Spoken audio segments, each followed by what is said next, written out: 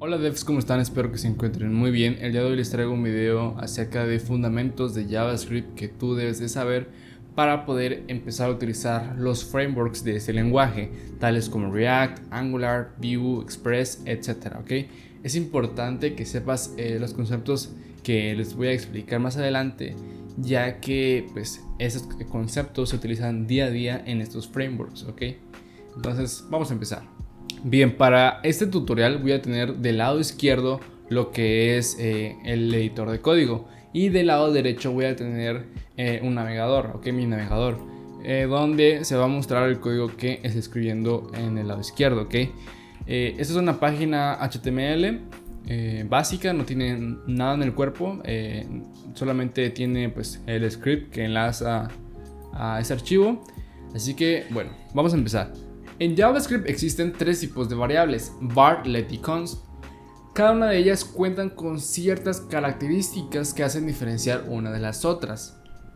Como primera diferencia es que hay variables que son mutables y otras que son inmutables. ¿Qué quiere decir esto? Las variables mutables son aquellas que podemos cambiar su valor a lo largo del archivo JavaScript. Las inmutables son aquellas que no podemos cambiar su valor una vez Las inmutables son aquellas variables que no podemos cambiar su valor una vez la declaremos. En este caso, var y let son variables mutables.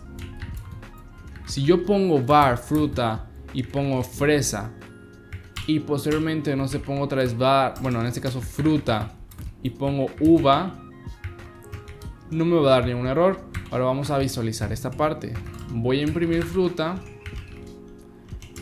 Ahora voy a también aquí imprimir fruta. Y si te das cuenta, su valor cambia, ¿ok? Eso por la parte de var. Y si lo hacemos con let, también cambia, no hay error. Entonces, si nosotros ponemos const, como mencionaba, const era inmutable y guardamos, me va a dar un error. Porque const es constante, es una variable constante, es inmutable, ¿ok? Esa es como primera diferencia. Bien, otra diferencia es el scope que tienen cada una de ellas. ¿El scope qué significa? El scope es el alcance que puede tener una variable, es el alcance en la cual tú puedes acceder a esa variable y manipularla, ¿ok? En el caso de var, su scope es a nivel de función. ¿Esto qué quiere decir? Que vamos a poder acceder a nuestra variable de tipo var en toda la función que esté dentro. Vamos a dar un ejemplo. Por ejemplo, yo voy a hacer una función que no va a tener ningún parámetro, que no va a recibir ningún parámetro y que va a ser un ciclo. Que vamos aquí a inicializar lo que es i en 0. Vamos a poner que i sea menor que 5 y que vaya aumentando, ok. Y vamos a imprimir lo que es i, ¿no? Bueno, de momento no voy a imprimir nada porque no hemos llamado a la función. Ponemos main y si guardamos nos va a imprimir los valores de i, ok. En este caso, este es el scope de nuestra variable i, ok. Porque esta es la función, su scope es a nivel de función, ok. Así que nosotros podemos acceder a nuestra variable i a lo largo de toda esta función. Una vez, por ejemplo, acaba este for, afuera del for podemos imprimir lo que es i. Si hago esto, te das cuenta que me agrega el 5, ¿ok? Por lo mismo, por el scope que tiene lo que es el tipo de variable var, ¿ok? Quizás tú tienes la duda, oye, ¿puedo también llamar aquí afuera de la función? Pues la respuesta es que no. Lo probamos y me da un error porque pues ya está fuera de la función, está fuera de su alcance, ¿ok? Pero ¿qué pasa con let y const? Let y const comparten el mismo scope, es decir que su scope solamente es por bloque, ¿ok? Tanto let como const, ¿ok? Entonces, ¿qué es un bloque? Un bloque es un bloque de código. En este caso, por ejemplo, for es un bloque de código. Function es un bloque de código. Un condicional, por ejemplo, como if true, esto es un bloque de código, ¿ok? Y así cada sentencia que existe en lo que es en JavaScript, ¿ok? Entonces, let y const solamente su alcance va a ser a nivel de bloque. No vamos a poder acceder a estas variables fuera de ese bloque. Por ejemplo, yo aquí, si cambio var por let, me va a dar un error, porque el alcance de for va a estar solamente dentro de ese bloque. Si nosotros llamamos a i fuera de ese bloque, nos va a mandar un error. Si guardo, me va a mandar ese error que no está definido y, ok, porque está fuera del alcance, ok. Igual podemos hacer la prueba con const. Por ejemplo, hago un condicional que sea true y, por ejemplo, no sé, const, voy a poner test que sea igual a test, ok. Yo dentro de este bloque sí puedo acceder. Pongo test, guardo y me lo imprime. Si estoy fuera de este bloque no voy a poder, ok. Entonces, por ejemplo, si pongo clg test, ya no puedo, dice que no está definido test, pero pues dentro de este bloque sí. Y por ejemplo, si hacemos otro if, ¿no? Que sea true y hacemos, y queremos acceder a esta variable, sí podemos, porque sigue dentro de este bloque. Entonces si hago un console log y hago un test y hago, no sé, 1 y guardo, como ves, me lo imprime. Sí puedo acceder porque está dentro de, digamos, del alcance, ok. Entonces es esa parte. También otra característica que tiene este tipo de variables, en especial var, es que nosotros podemos mandar a llamar a una variable tipo var antes de declararla. Por ejemplo, yo voy a hacer una variable tipo test, ok, y después del console log voy a declarar mi variable tipo test. Test va a ser igual a test, ok. Si te das cuenta, no me da ningún error, solamente me dice que es undefined mi variable test, ok. Y si imprimo lo que es la variable test después de declararla, pues ya me lo imprime normal, ok. Pero pues cuando yo lo llamo por primera vez antes de declararla, me marca un undefined, ok, no me da ningún error. Pero ¿qué pasa si yo pongo, en lugar de var, pongo let? Pues ahora sí me marca un error. Oye, me dice, no puedes acceder a esta variable antes de inicializarla. Al igual que en const, ok. Me marca el mismo error. Por último, hay otra característica, y es que en el caso de var, nosotros podemos declarar dos veces ese tipo de variables. Es decir, yo pongo var, pongo test, es igual a test, ok, y si pongo var y otra vez test y pongo test, no me marca ningún error. No me marca ningún error. Nosotros podemos hacer esto. Podemos declarar dos veces este tipo de variables. Pero todo es diferente con let y const. Nosotros no podemos hacer esto, ¿ok? Hacemos esto. No, me dice que no se puede. Que la variable ya ha sido declarada. Al igual que const. Como ven, me da el mismo error. Y bien, estas son las diferencias que hay entre var, let y const. Si te das cuenta, lo que es el tipo de variable var es más flexible, ¿ok? Te da más flexibilidad al momento de programar, pero esa flexibilidad no es tan buena en ciertos casos. Y tú usualmente en lo que es React o algún framework vas a ver más lo que es la variable let y const. Y como consejo personal, siempre trata de que tus variables sean constantes, que sean const, ¿ok? Ya si de plano tú necesitas cambiar esa variable, pues ya utiliza let. Así que ese es mi consejo. Primero utiliza const y ya si es necesario que debes de cambiar tu variable, utiliza let, ¿ok? Ahora pasaremos al concepto de funciones flecha.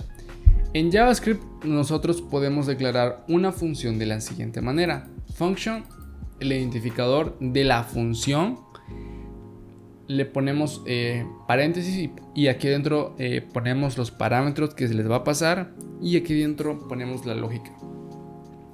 Para este ejemplo lo que hice fue guardar lo que me devuelve en esta función en una variable y posteriormente lo imprimo y pues es un hola mundo. Bien, ya vimos que pues esta es una forma de declarar una función, pero hay otra forma y eso es mediante la estructura de una función flecha. Una función flecha tiene la siguiente estructura. Aquí pues comenté esto para que no me dé ningún error, pero bueno, lo importante es esto, la estructura de la función flecha. Primero ponemos const, que es una constante, ponemos el identificador de la función y ponemos igual. Posteriormente ponemos paréntesis y aquí dentro ponemos los parámetros que queremos recibir. Posteriormente ponemos un igual y un mayor que tiene forma de flecha, de ahí el nombre función flecha, y después de esta flecha ponemos corchetes y ponemos la lógica. Esto es una función que es lo mismo que esto, solo que tiene una diferente estructura, ¿ok? Al igual que esta función, le podemos pasar parámetros, por ejemplo, param, y pues lo podemos imprimir aquí. Por ejemplo, voy a copiar esto, param, y pues aquí va a recibir el param y no va a cambiar nada porque pues esto va a recibir lo que le enviamos, que es hola mundo, y pues lo voy a imprimir, ok. Y como les comentaba, esto hace lo mismo que una función normal como esta, ok. Algo que nos permite hacer la función flecha es que si nosotros solamente vamos a escribir una línea de código y esa línea es lo que va a devolver, podemos modificar la estructura y hacerlo de la siguiente manera. Borramos este corchete, borramos aquí, borramos este corchete, borramos este return, lo guardamos y me hace lo mismo, ¿ok? Cuando nosotros no ponemos corchete, le decimos a nuestra función flecha, oye, lo que está al lado de la flecha es lo que va a devolver. Y aquí hay un return implícito, ¿ok? No es necesario poner el return y esto es lo mismo que esto, es más sencillo, ¿ok? En JavaScript existe el concepto de destructuración de objetos o de estructurar objetos. ¿Y esto qué significa? Esto es de extraer información de un objeto. En este caso tengo mi objeto user que tiene nombre y apellido. Y para conseguir el nombre de este user, quizás pongo, no sé, es una constante, nombre, pongo user.nombre, ¿no? Para conseguir el nombre de ese objeto. Entonces lo quiero imprimir y todo bien. Ahora quiero conseguir el apellido. Ok, consigo el apellido, pongo que esto es user.apellido, todo bien, imprimo lo que es el apellido y está bien, perfecto. Pero ¿qué pasa si tu objeto tiene n campos? No sé, tiene 9 campos. Tienes que poner 9 líneas de código para obtener esos datos. Entonces en JavaScript tú puedes hacer lo siguiente. Vamos a poner const y vamos a poner llaves igual a el objeto. Y si te vas a lo que es las llaves y pones control espacio o command espacio, puedes acceder a esa información, ok. En este caso puedo acceder a nombre y apellido. Si pongo nombre y apellido, automáticamente me crea esas variables. Me crea la variable nombre y la variable apellido. Y si te das cuenta, guardé y no me da ningún error. No me da ningún error, ¿ok? Entonces esto es lo mismo que estas dos líneas de código, ¿ok? Y en el caso de que yo quiera extraer 9 datos que tiene mi objeto, me ahorro 8 líneas, porque todo lo hago en una línea, ¿ok? Fácilmente. Y esto es el concepto de destructuración de datos. Entonces, una función flecha también nos permite hacer esto, que podemos hacer más pequeñas las funciones cuando las funciones que hacemos son muy simples y solamente se requiere devolver algo, ¿ok? Ahora veremos lo que es el template string. ¿Y qué es el template string? El template string nos permite dentro de una cadena de texto insertar lo que son variables. Nosotros usualmente quizás lo que hacemos para imprimir una cadena de texto y queremos concatenar una variable es lo siguiente: ponemos el string, la cadena de texto, más, y ponemos la variable, ¿ok? Pero esto puede ser reemplazado gracias al template string.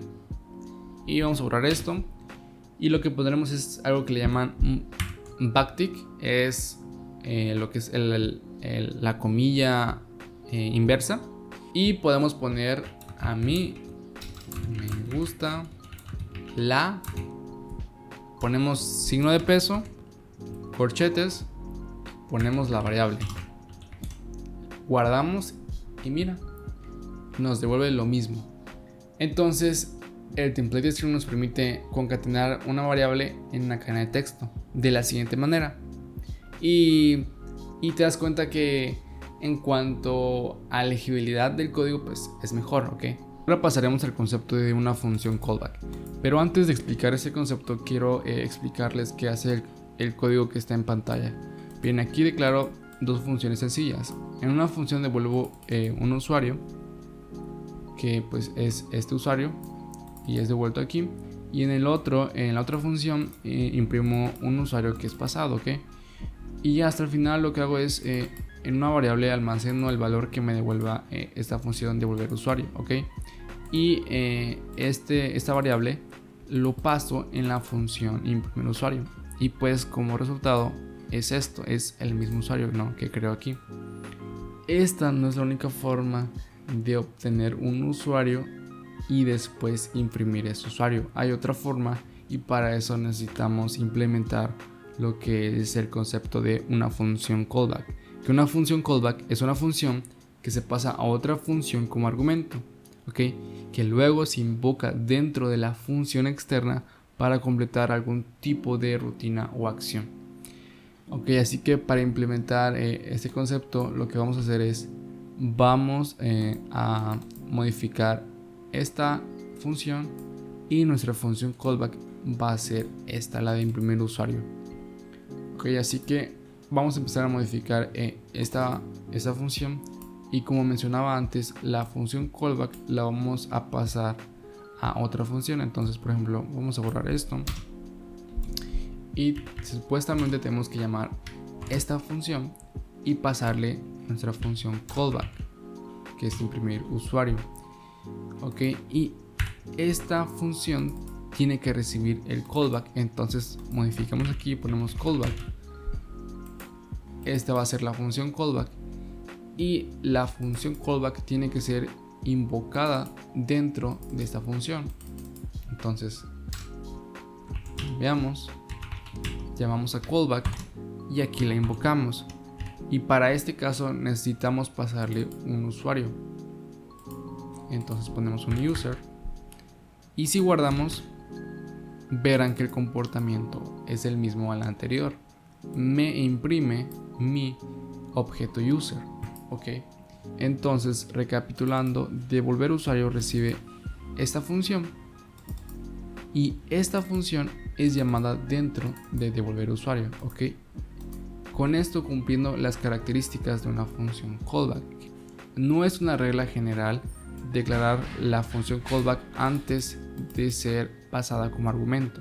También la podemos declarar aquí mismo, y para esto necesitamos declarar una función anónima, es decir, una función que no tiene un identificador o un nombre, ok.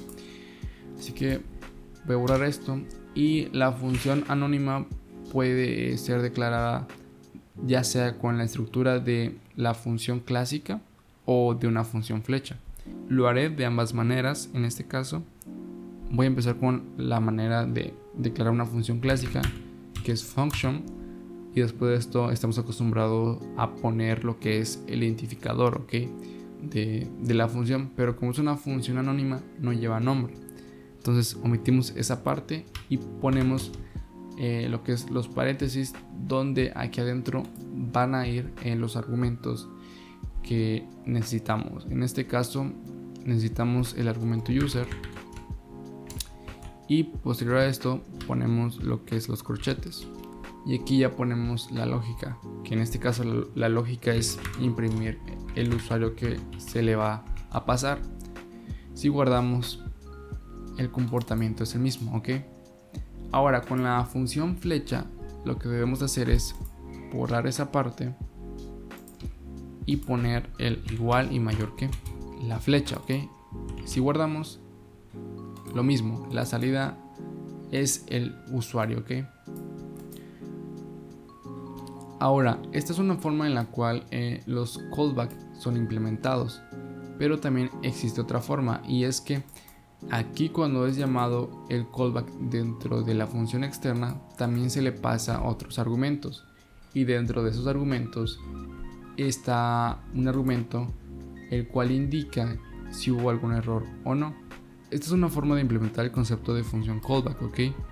Pero habrá veces que la función callback va a recibir más de un argumento, y puede que uno de esos argumentos sea un argumento el cual indique si hubo un error o no al momento de ejecutar pues la función externa, ¿no? En este caso sería esta, ¿no? Y pues esa parte de error sería más o menos así, ¿no? Error, coma, ¿no?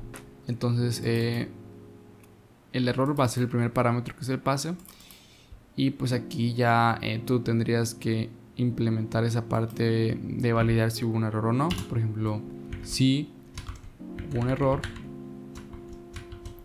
pues voy a imprimir el error, ¿no? El error, que sería esto, ¿ok? Y pues si esto es falso,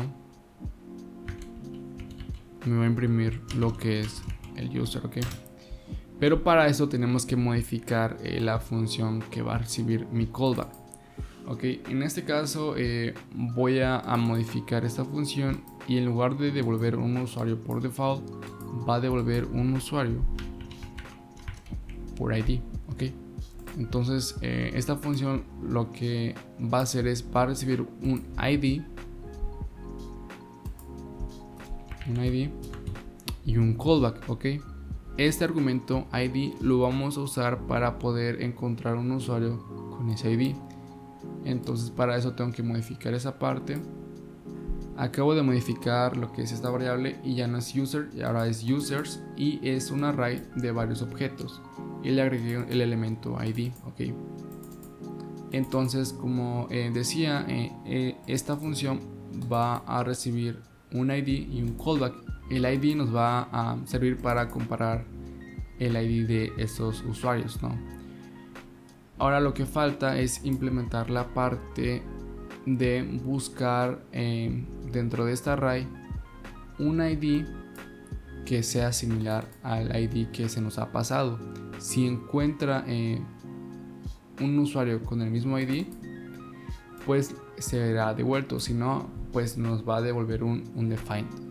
Para implementar lo que acabo de mencionar, voy a usar un método que cuenta el tipo array, que es el método find. Entonces si pongo por ejemplo users punto, me va a mostrar todos los métodos el cual cuenta users, que users es un array. Y si yo pongo fin, aquí aparece find, ¿ok? ¿Y qué hace este método find? Bien, primero que nada, el método find recibe un callback. Vamos a ir aquí en la documentación, que dejaré el link en la descripción. Como decía, el método find va a recibir un callback, ¿ok? Entonces el método find va a iterar cada elemento del array, y por cada vez que se itere ese elemento va a ser llamado el callback, y el callback va a recibir ese elemento que se está iterando, y este callback tiene que devolver un valor booleano, ya sea un verdadero o un falso. Si es falso, el método find va a seguir iterando los elementos del array. Si es verdadero, el find va a devolver inmediatamente el valor del elemento, el valor que se está iterando, ¿ok? Si nunca el callback devuelve un verdadero, va a devolver un undefined, ¿ok? Entonces vamos a implementar esa parte, ¿ok? aquí va a recibir un callback. Entonces ya sabemos que aquí podemos implementar una función anónima que será el callback. Aquí va a recibir, como mencionaba, el elemento que se está iterando. En este caso le llamaremos user. Y para este caso voy a usar la estructura de función flecha. Entonces pongo igual, mayor que, corchetes. Y aquí tengo que devolver un valor booleano. Entonces aquí voy a comparar lo que es el usuario.id. Si este usuario es igual al ID que me han pasado, ¿ok? Entonces va a ir comparando. Entonces por ejemplo, a mí me pasan el ID 2. El primer elemento que se va a iterar es este, ¿no? Así que este elemento va a entrar en este callback y va a comparar, oye, el usuario.id, en este caso es 1, es igual a el ID que me han pasado. Pues 1 es igual a 2. No, entonces es un falso. Ahora va a ser llamado otra vez el callback y me va a pasar este usuario y me va a decir, oye, el user ID, que en este caso es 2, es igual a 2, es verdadero. Entonces me va a devolver este elemento, ¿ok? Y pues ese valor va a ser devuelto, ¿ok? Entonces para eso yo quiero que me guarde el elemento que es encontrado. Const, pongo user y aquí se me va a almacenar el usuario. Pero ojo, si yo pongo un ID 24, pues aquí no tengo el ID 24, entonces el callback nunca va a devolver un verdadero. Así que lo que me va a devolver el find es un defined, ¿ok? Entonces tengo que manejar esa parte. Si el usuario es igual a un defined, lo que voy a hacer es llamar ese callback y tengo que pasarle el error, ok. Entonces voy a pasar un string que en este caso va a decir usuario no encontrado, y como segundo argumento pues el user, ¿no? Que pues igual va a ser un define. Si esto no sucede, quiere decir que pues el método find encontró un usuario y tengo que llamar al callback, y en la parte del error le voy a pasar un null, ok, que no hay error, no hubo error, ok. Y como segundo argumento le paso el user, ok. Entonces, a ver, voy a eliminar esa parte. Entonces aquí ya modifiqué la función, pero aquí ya le cambié el nombre, entonces aquí también tengo que cambiarle el nombre. Y ahora si yo le doy guardar, me da un error, ya que me olvidé también de aquí de pasarle el ID. Quiero que me encuentre el ID 2, ¿no? Pongo 2, si lo guardo me devuelve el usuario con ID 2, que es Alex Rodríguez. Igual si yo pongo 3 me va a devolver el 3. Pero ojo, si yo paso el 24 o bueno 23 y lo guardo, pues ese ID no existe. Entonces me dice usuario no encontrado, ok. Así que esa es otra forma en la cual pueden manejar lo que es el concepto callback. Ok, ya vimos el tema de los callback, pero no todo es tan bonito con los callback, ya que pues aquí solamente usamos una vez el callback, pero qué tal si lo usamos 2, 3, 4 o 5 veces. El código se hace como un kamehameha, y a este problema se le llama callback hell. Pero para solucionar eso entra aquí las promesas, ok. Y con las promesas nos permite hacer lo siguiente: poner devolver usuario por ID, poner por ejemplo el ID, y en lugar de pasar como parámetro el callback, nosotros cerramos esto, ponemos el punto then y aquí ponemos la función que queremos que se ejecute. En este caso quiero que se ejecute esto, ok. ¿Por qué? Porque la promesa tiene lo que se le llama 3 estados: el de pendiente, el de cumplida y el de rechazada, ok. Entonces cuando hacemos punto then, quiere decir que cuando la promesa se haya cumplido vas a hacer todo esto. entonces no es necesario poner esta parte de donde manejamos el error. Entonces podemos borrar esto y también borrar esta parte, dejándola de esa manera, e incluso podemos borrar estos paréntesis. Ok, y para manejar el tema de error basta con poner .catch y pues aquí podemos recibir el error, hacer la función flecha y hacer el console log del error. Ok, y esto mismo es esto mismo, pero ahora falta implementarlo. ¿Y cómo lo implementamos? Bien, voy a comentar esta parte. Ok, y aquí en esta función tenemos que cambiar. Ok, esta función ya no va a recibir el callback, solamente va a recibir lo que es el ID.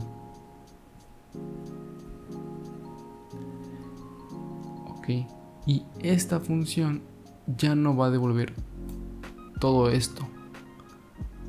Lo que va a devolver es un objeto que se va a llamar promesa, promise. Entonces voy a acortar esto porque me va a servir ahorita. Voy a poner return promise, y aquí adentro va a recibir una función, un callback. Como primer parámetro va a estar lo que es el resolve y como segundo parámetro el reject. Hago la flecha y aquí pongo la lógica que tenía anteriormente. Lo pego y aquí debo de modificar esta parte donde manejamos el error. Como decía, aquí ya no manejamos esta parte de poner primero el error y después la información. Aquí ya es diferente. Aquí vamos a poder utilizar los estados que tiene la promesa. Como antes decía, la promesa tiene 3 estados: el dependiente, cumplida y rechazada. Aquí tenemos que manejar los 2 estados, que es cumplido y rechazada. Ok, así que vamos a empezar con el tema de manejar esos 2 estados que mencioné. Como aquí se maneja el tema del error, aquí voy a manejar el error, pero con la forma correcta de una promesa. Si recordarán, aquí pasa el resolve y reject. Con esto vamos a manejar los estados de la promesa. Como mencionaba, aquí estaba el tema del error, y si existe un error tengo que llamar a lo que es reject y tengo que devolver el error. El error era usuario no encontrado. Y si no hubo ningún error, voy a ocupar lo que es el resolve y voy a pasarle lo que es el usuario, que es user. Y con esto ya he convertido lo que es la función que recibe mi callback en una promesa. Si guardo, aquí me da un error: promise cannot be invoked without new. Bueno, aquí me olvidé de la sintaxis, que es new, y si le doy save te das cuenta que de aquí ya me devuelve el usuario, porque le pasé el usuario 3. Si le paso el usuario 2, me devuelve el usuario 2, al igual que el 1. Pero ojo, ¿qué pasa si le paso el 24? Si te das cuenta, me dice usuario no encontrado. ¿Y cómo sé desde dónde me está imprimiendo el mensaje? Bueno, para eso puedo poner then y aquí poner catch. Si yo guardo, me dice catch, usuario no encontrado. Ahora si yo pongo el 2, then, y me pone el nombre, ok. Así que ese es el concepto de la promesa, del promise, resolver ese problema del callback hell. Bien, ya vimos el tema de lo que es las promesas y pues enseñé la forma de cómo resolver el problema de callback hell, pero lo que tal sucede es que esto no es la única forma de manejar la promesa. También se puede manejar mediante el concepto de async await. Algo que no mencioné de las promesas es que una promesa trabaja de manera síncrona. Es decir, que si yo llamo de la siguiente manera la promesa, devolver usuario, y pongo 2, y por ejemplo esto lo guardo en una variable que se llama user, esto cuando yo lo llame inmediatamente no me va a devolver el usuario, la operación, no, porque es de manera asíncrona. Si las promesas trabajan de manera síncrona, en ese caso sí me devolvería lo que es el user, ok, pero como las promesas trabajan de manera síncrona, no me lo va a devolver inmediatamente. Es decir, que si yo aquí llamo a lo que es el const user, y por ejemplo yo un console log del user, a ver, voy a comentar esa parte, y si yo lo guardo, si se dan cuenta, no me devuelve el valor del usuario, solamente me devuelve lo que es el estado de la promesa, ok. Entonces, si yo quiero manejarlo de esta forma y no de esta, tengo que usar el async await, ok. Así que para aplicar el tema del async await, primero tengo que hacer una función, ok. Entonces aquí voy a hacer una función que se va a llamar main, y esta función tenemos que ponerle async, que va a ser asíncrona, que va a haber cosas asíncronas dentro de ella. Pongo la flecha y en esta función tengo que poner esto, así que voy a también poner el console log, voy a ponerlo acá. Si yo llamo aquí al main, el resultado va a ser el mismo, ok, me va a devolver el estado de la promesa. Pero como ya estamos en una función que trabaja de manera síncrona, podemos usar lo que es el await, ok, que tiene que esperar a que devuelva el resultado de esta promesa y no solamente pues esto, el estado, ok. Ojo, el await solamente se puede utilizar dentro de una función asíncrona. Y ahora si yo guardo esto, me devuelve lo que es el resultado, que es el usuario encontrado. Si yo pongo 1, me devuelve el usuario 1. Ahora, si pongo el 4, me devuelve el error, ok. Incluso si yo quito el console log, me devuelve este error, ok, que no se pudo cumplir la promesa. Me dice usuario no encontrado, lo que pusimos aquí en reject. Quizás no te guste esta parte, que si la promesa da un error te imprima esto y no te deje manipular el mensaje. Para esto nosotros podemos usar el try catch. Vamos a cortar esa parte, ponemos try, pegamos aquí, ponemos aquí catch error y aquí poder imprimir el error, ok. Lo que voy a hacer es esto, desde el catch, para que veas que me lo está imprimiendo desde el catch, ok. Igual esto desde el try, ok. Si lo guardo, ya no me da ese mensaje todo feo y me deja manipular el error, el mensaje del error, ok. Por ejemplo, si aquí pongo un 2 que me encuentra un usuario, me lo imprime normal, pero si pongo un 5 me imprime el mensaje del error y yo lo puedo manipular a mi gusto, ok. Y bien, eso ha sido todo por hoy. Espero que hayan entendido cada uno de los conceptos que les he explicado, y si tienen dudas, por favor no olviden de dejarlo en los comentarios y yo les responderé, ok.